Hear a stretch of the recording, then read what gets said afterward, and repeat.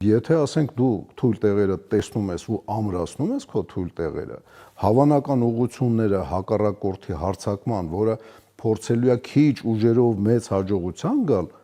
դու այդտեղ ինչ որ հակաքայլեր ես անում, ծուղակներ ես անում, շատ բան է։ Հիմա ինչքան կարող էր Արցախի բանակը մնացած Անվերջ։ Այն զենքն ու պաշարը, որ իրանք ունեին, անվերջ կարային բանանային։ Այնտեղ խնդիրը բնակչության բաններ, խաղաղ բնակչության հարցներ, որոնց թուրքերը սպառնացել էին, որ ասենք սկսեն բնակավայրերին խփել, փաստորեն պատանդ վիճակ էր խաղաղ բնակիչներին։ Այդ բլոկադան արդեն պարզ ասում էր ուր էր տանում, էլ այդ պարզ երևում էր։ Խաղաղ բնակչությունը քիչ-քիչ այդտեղից հանել էր պետք։ Այն բնակչությունը, որը որ զինված պայքարին, ասենք, միայն բեռ էր, այ ոչ թե ասենք մեկը հաց թուխ էր, քիչ-քիչ հանել, ով էր մենալու վերջ։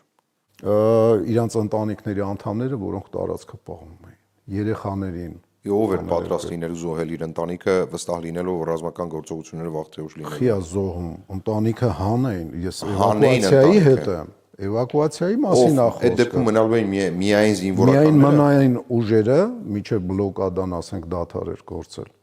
Դա կարող լիներ մի ամիս, մի տարի։ Այդ Լենինգրադի, ասենք, փորձը լավ մի բան մեզ չի սովորացրել, այդքան գոնե իմ սերունդը քանի անգամ պիոներիայի ժամանակ Լենինգրադի այդ պաշարման վերջի օրը սենց տողան-մողան էինք անում, ձեռներով սենց էինք անում,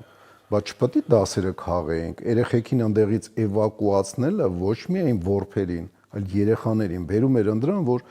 կռվողը չի մտածում իր երեխան, Ղարսի անկումը Էրզրումից Պարադնի հետ վազքը դեպի Սարդարապատ,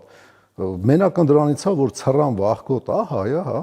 կարող է մի քիչ էլ ընդրանից է, որ բանտանիքը սա, հեսա թուրքերը առաջ եկան, բա պետությունը ինչի համար է ստեղծել, որ պատերազմի դաշտում զինվորը պետք է իր ընտանիքի մասին մտածի։ Պետությունը դրա համար է, որ այն ֆունկցիաները, որ դու միշտ անհատ ես եղել, երբ որ մամոնտի կաշին, ասենք, վրեդ փաթաթած էր, դու քո ընտանիքը պաշտպանում ես, պետությունն է դա անում։ Դու պետությանն ես պաշտպանում, իսկ պետությունը կազմակերպում է քո ընտանիքի անվտանգությունը, կուշտ մնալը եւ այլն։ Վերդիկտը այն է, որ հնարավոր էր պայքարել։ Միանշանակ, բայց նախորոք այդ օր ես բանա իմ լավ բարեկամ, ասենք, Մարտունու Արծիկը ասաց մի օր մենք դիմացանք, մի տարի էլ կդիմանայինք, բայց ասում է որ մի երկու հատ խփենք գյուղին, ասում է արդեն համահելավ։ Ովորթան, շնորհակալ եմ շատ, որ այդ օրվա հիշողություններով եւ առհասարակ ես